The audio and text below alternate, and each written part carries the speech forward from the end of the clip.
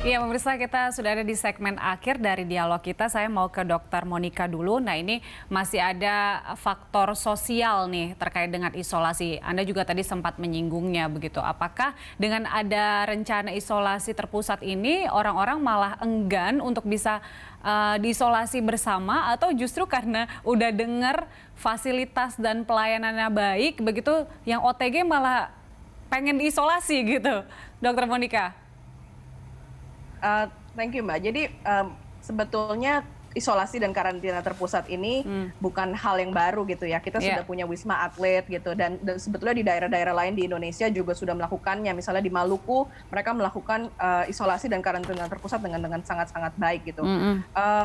Betul bahwa ada bisa muncul gitu ya resistensi dari masyarakat terhadap karantina terpusat ini karena apa ya, dianggap seperti wah karena bandel ya udah dimasukin begitu ya. Iya. Jadi menurut saya sebaiknya jangan seperti itu gitu, jangan di frame sebagai suatu hukuman sehingga memberi efek jera gitu, tetapi bagaimana ini sebetulnya memberikan pelayanan yang lebih baik bagi masyarakat yang terkena gitu, yang menjadi korban dari corona ini gitu. Bagaimana penanganannya bisa lebih cepat, bisa ditangani dengan lebih baik gitu. Karena kalau di isolasi mandiri ya tidak semua orang bisa melakukan itu dan pelayanannya belum tentu secepat kalau itu sudah di dalam fasilitas yang memang sudah disediakan pemerintah itu sendiri. Jadi memang kita untuk DKI Jakarta menurut Anda memang membutuhkan untuk isolasi terpusat ini ya? Ya, kalau bisa memang lebih baik dikerjakan dari 3 mata rantai tadi, tes lacak isolasi, kenapa tidak gitu. Dan sometimes the devils are in the details gitu ya. Jadi yang kesalahannya atau kekurangannya ada di detil-detil. Nah, maka penting bahwa detil-detil dari perencanaan atau konsep dari isolasi terpusat ini boleh dikerjakan dengan baik dari sisi yang tadi ya, penyebaran infeksi gitu. Lalu dari sisi stigma sosial, bagaimana ini bisa diterima oleh masyarakat sebagai sesuatu yang memang baik gitu, memang diperlukan oleh masyarakat, bukan sebagai suatu hukuman yang memberi efek jera begitu. Karena khawatirnya orang makin nggak mau ngaku, orang makin nggak mau dites, orang makin kucing-kucingan gitu sama petugas gitu. Itu yang saya khawatirkan. Baik, terakhir menurut Anda untuk stigma di masyarakat ya, kalau kita ngomongin hulu, apakah memang sudah mulai sadar untuk tes secara mandiri? Karena ini tentunya menjadi awal masyarakat untuk bisa menindaklanjuti gejala-gejalanya. Ya, justru yang saya lihat ke sini orang makin nggak peduli ya, orang makin Oke. cuek begitu, makin merasa saya nggak akan kena atau mungkin ini COVID ini nggak ada. Jadi ada mungkin kejenuhan atau keabayan gitu dari masyarakat yang saat ini memang sudah kita tidak bisa nafikan bahwa itu memang terjadi gitu.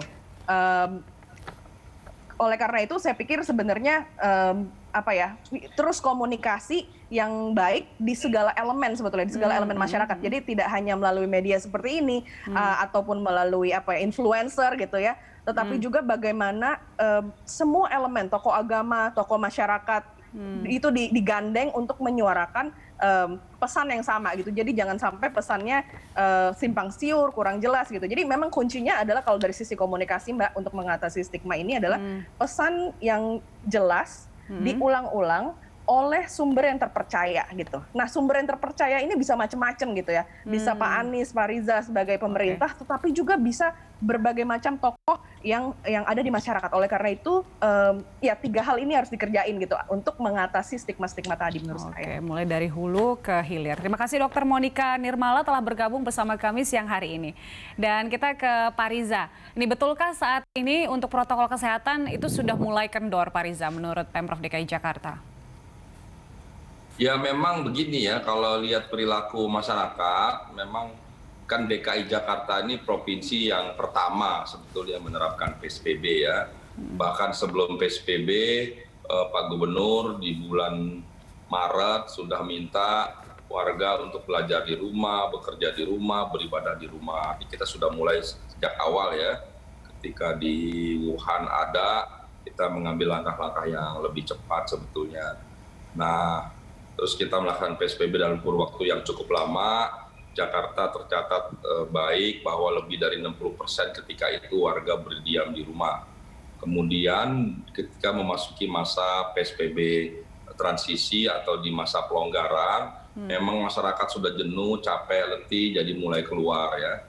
Dan kalau keluar rumah itu, maka potensi interaksi meningkat, potensi penyebaran juga mungkin bisa meningkat ya, karena potensi kerumunan juga meningkat. Nah kemudian juga makanya kami terus melakukan merevisi, memperbaiki berbagai edukasi, menghadirkan banyak aparat, kemudian menertibkan.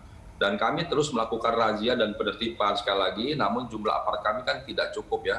Sekalipun kami sudah menambah 5.000 lebih aparat ASN kami yang kami libatkan, tapi juga itu tidak mencukupi untuk mengawasi 11 juta warga yang ada di Jakarta. Untuk itu kami minta masyarakat dengan kesadaran penuh untuk patuh dan disiplin, dan kami minta setiap warga untuk menjadi mata ya, mata, telinga, kepala yang mewakili kita semua untuk melihat, memastikan kalau dilihat di jalan ada warga yang tidak menggunakan masker, disampaikan secara baik, secara bijak, Ibu, Bapak mohon maskernya digunakan ya, kasihan nanti keluarga, kasihan kami juga di sini gitu loh. Nah Bu, mohon maaf kita jaga jarak Bu, tahu dekat Bapak gitu. Saudara Bung, tolong jaraknya dijaga, mari kita jangan kerumunan, terutama bagi generasi muda ya. Data menunjukkan ya pemuda-pemuda remaja ini banyak juga yang terpapar. Kenapa? Karena pemuda ini kan senangnya hangout ya, keluar ya, nggak betah di rumah mungkin ya. Remaja begitu, banyak keluar, ketemu teman-teman di luar, apalagi sekarang nih sekolah di rumah begitu.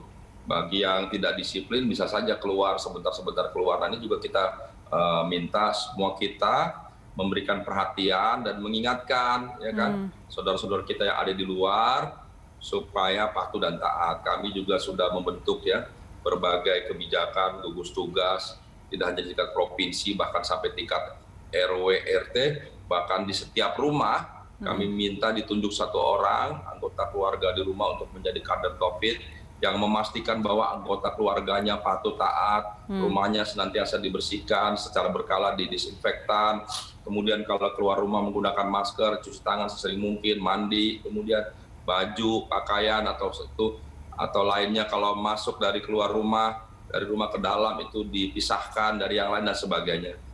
Kemudian secara berkala kami juga mengedarkan kuesioner atau checklist begitu yang harus diisi oleh setiap kader COVID di lingkungan masing-masing. Bahkan di setiap kantor, di semua unit kegiatan, kami membentuk satgas begitu, atau petugas, atau tim pengawasan internal, bahkan dari eksternal. Jadi semuanya dari kita, oleh kita, dan untuk kita.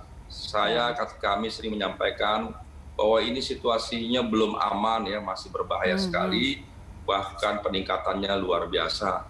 Sekalipun kalau mau jujur ya, mungkin banyak daerah yang mungkin lebih parah dari kita. Di Jakarta, cuma tidak diketahui karena testingnya memang sangat terbatas. Nah, kenapa Jakarta banyak faktor.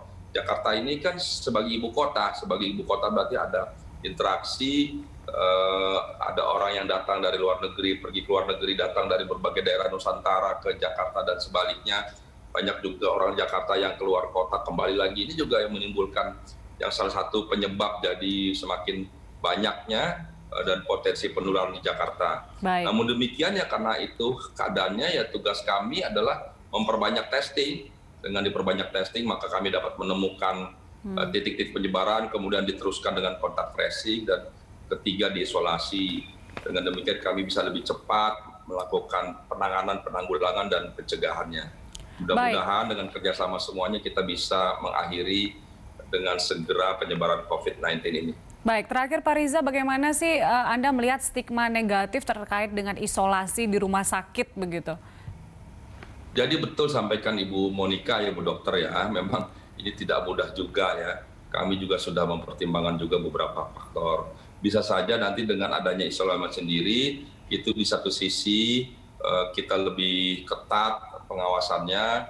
Maaf, kalau di isolasi terpusat kita lebih ketat lagi pengawasannya, kemudian kontrolnya, dan mudah-mudahan orang juga semakin disiplin karena menghindari di isolasi terpusat. Tapi sebaliknya juga ada potensi orang menghindar gitu, tidak ingin dites gitu. Kalau dites nanti ketahuan, kalau ketahuan nanti di isolasi terpusat, tidak bisa bekerja, tidak bisa ketemu warga, mungkin merasa tidak nyaman Kalau ditaruh di gor yang panas mungkin tidak seperti di rumah bisa ber-AC dan sebagainya. Jadi juga faktor-faktor yang memang menjadi pertimbangan kami. Memang semuanya atau kebijakan apapun yang kita ambil tentu ada plus dan minusnya. Tapi prinsipnya apapun yang kami putuskan itu yang kami yakini yang terbaik bagi kepentingan kita semua.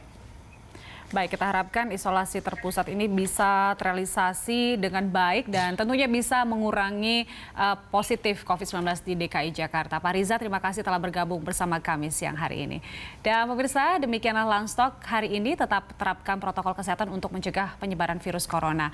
Atas nama seluruh kru yang bertugas, saya Julita Telobanua undur diri. Sampai jumpa.